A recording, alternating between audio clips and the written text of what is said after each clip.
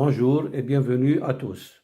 Suite à la vidéo précédente, on continue notre sujet en examinant maintenant la deuxième question suivante.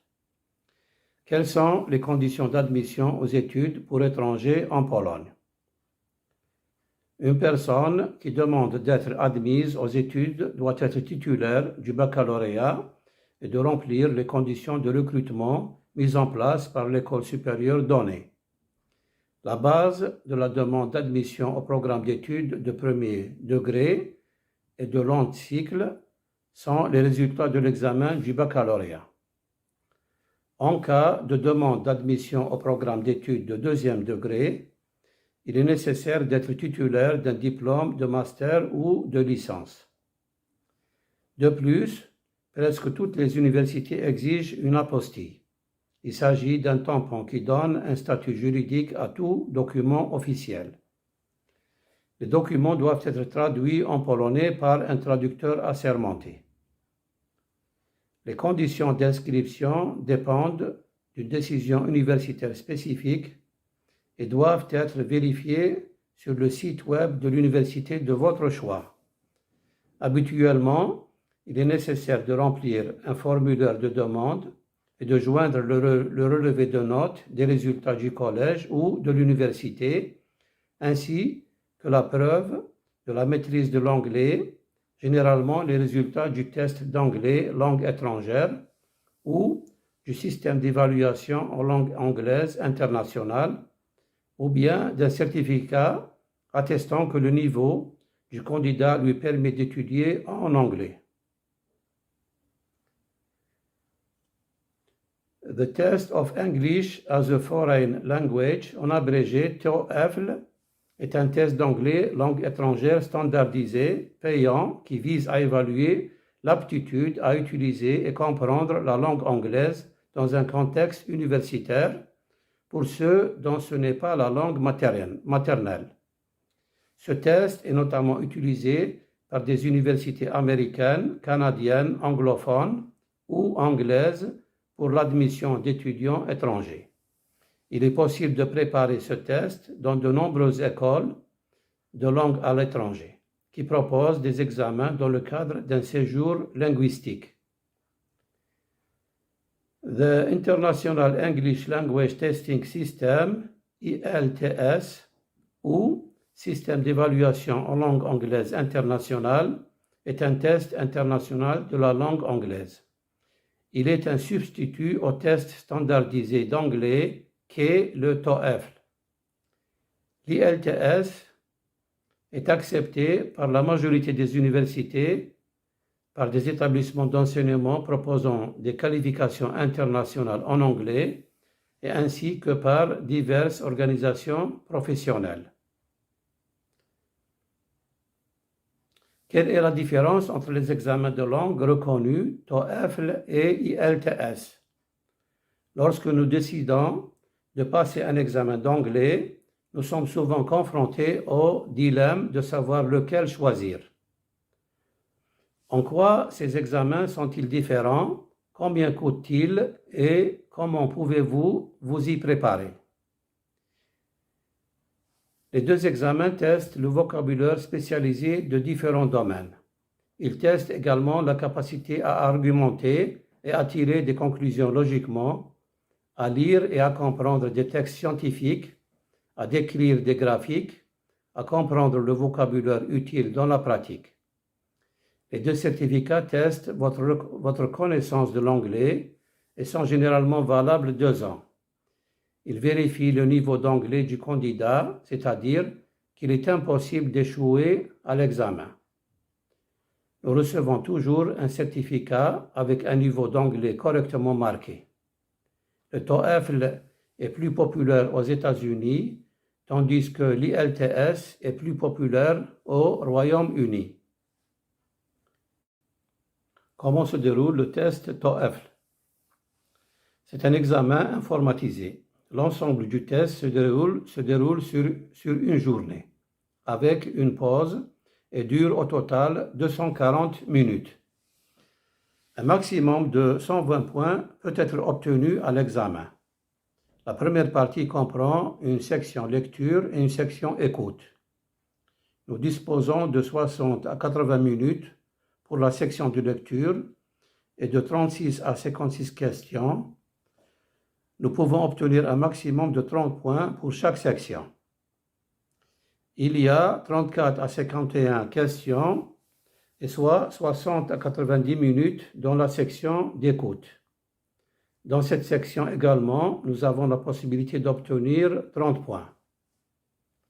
Ensuite, il y a une pause de 10 minutes, après quoi nous passons à la deuxième partie de l'examen, la partie orale et la partie écrite. Il y aura 20 minutes, 6 tests et 30 points à marquer pour parler. Dans la dernière section écriture, nous avons 50 minutes et 2 tests. Ici aussi, nous pouvons obtenir un maximum de 30 points.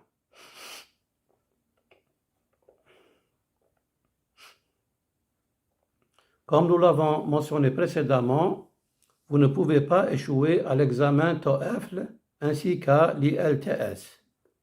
Nous recevons un nombre de points donné qui est le reflet de nos connaissances linguistiques à un moment donné.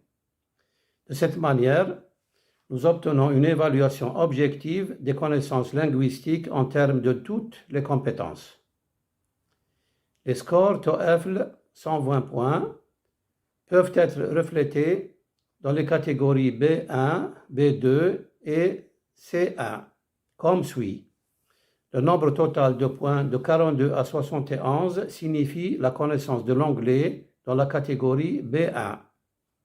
Le nombre de points de 72 à 94 signifie la catégorie B2 et de 95 à 120 signifie la catégorie C1. Vous aurez besoin d'un score correspondant au niveau B2 minimum pour espérer débuter votre programme universitaire. Les résultats du test TOEFL sont disponibles assez rapidement car, après l'attente du rapport électronique, le certificat sous forme de document et les résultats pour les écoles sont envoyés dans 14 jours suivant l'examen. Comment se déroule l'examen IELTS? L'IELTS teste les capacités à parler, lire, écouter et écrire de l'anglais. Pour chacune des 4 compétences ci-dessus, le score est exprimé par une valeur comprise entre 1, non utilisateur de la langue anglaise, et 9, utilisateur expert.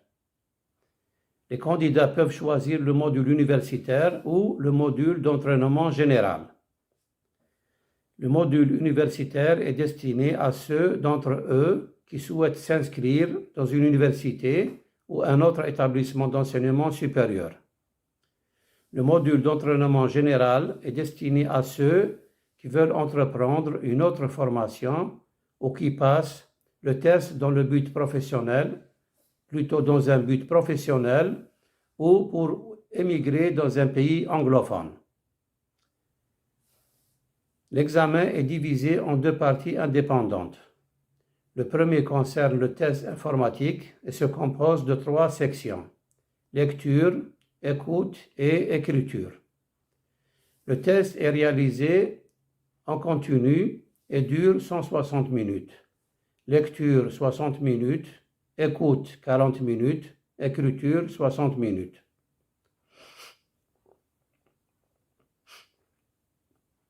Pour chaque section, vous pouvez obtenir de 1 à 9 points.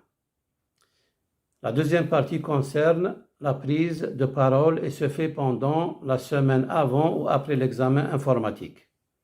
Il s'agit d'une partie de 15 minutes dirigée par l'examinateur. Vous pouvez également obtenir 1 à 9 points dans cette section. De toutes les sections, nous obtenons 36 points en moyenne, puis nous présentons le score global sur une échelle de 1 à 9 points. Cette note est la note finale de l'examen.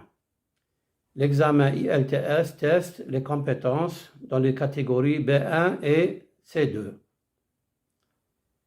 Les scores peuvent être reflétés dans les catégories B1, B2 et C1, C2, comme suit.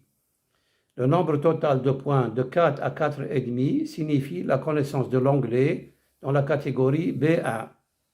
Le nombre de points de 5 à 6 signifie la catégorie B2.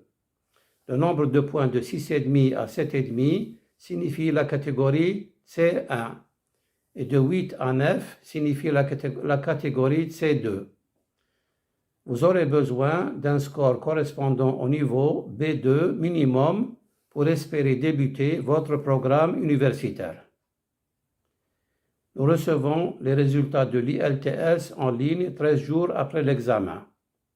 En ce moment également, un formulaire de rapport de test électronique et papier est disponible, envoyé par courrier traditionnel à 5 écoles indiquées par le candidat.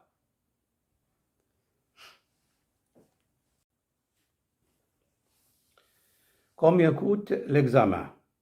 Le prix TOEFL et de l'IELTS est de $205 chacun, environ 170 €. Le paiement du test est effectué lors de l'inscription en ligne via des systèmes de paiement courants, carte de crédit ou virement en ligne. Où et quand passer l'examen? Vous pouvez passer l'examen TOEFL en Pologne dans les centres d'examen. Ils sont situés dans 11 villes: Varsovie, Cracovie, Wrocław, Gdańsk, Łódź, Poznań, Białystok, Bydgoszcz, Zabrze, Lublin et Rzeszów. Une liste complète des dates et des lieux des tests est disponible sur le site web ETS Global. Vous pouvez passer le test IELTS dans les centres d'examen situés dans 8 villes de Pologne: Varsovie, Cracovie, Katowice, Wrocław, Gdańsk, Poznań, Szczecin et Lublin.